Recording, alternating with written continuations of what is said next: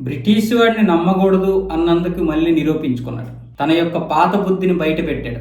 ఒకప్పుడు మన మీద పడి దోచుకు తిని మొత్తం సంపదను మొత్తం కొల్లగొట్టినటువంటి బ్రిటిష్ వాడు ఇప్పుడు మళ్ళీ FTAలో భాగంగా కూడా కొల్లగొట్టడానికి చూస్తున్నాడు. మన దేశాన్ని అభివృద్ధి చెందిస్తూ ప్రపంచం కూడా అభివృద్ధి చెందాలని కాంక్షించేటటువంటి భారతదేశాన్ని, ధర్మబద్ధంగా ఉన్నటువంటి భారతదేశాన్ని భారీగానే దెబ్బ కొట్టాడు ఈ కీర్ స్టార్మర్. కానీ నరేంద్ర మోదీ గారు కీర్ స్టార్మర్ చేసినటువంటి ఈ ద్రోహానికి ఒకే ఒక మాట అన్నారు: ట్రేడ్ బిట్రేయల్.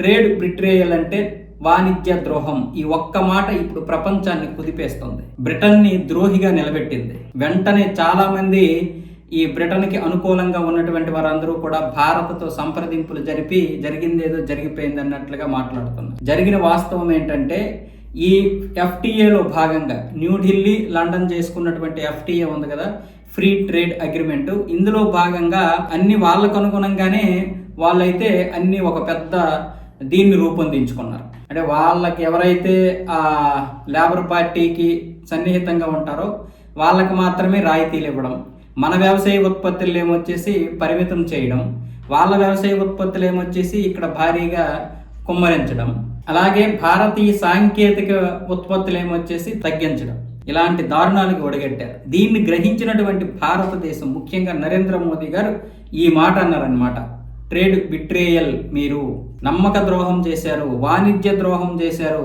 ఇంతకు ముందులా కాదు చూస్తూ ఊరుకోవడానికి. మీరెంతో మేమంతే.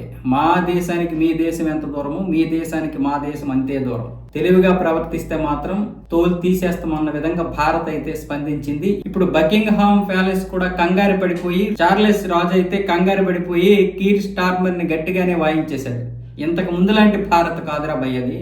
ఇంతకు ముందు భారత్ వేరు. మనం దోచుకున్న ఏమనేవాళ్ళు కాదు, మంచి మనసుతో చూసేవాళ్ళు. ఇప్పుడు మంచి మనసు ఉంది, కానీ ఎవరిని ఎక్కడ పెట్టాలో ఎవరికి ఎంత ఇవ్వాలో వాళ్ళకి తెలుసు. అక్కడ ఉన్నది నరేంద్ర మోదీ.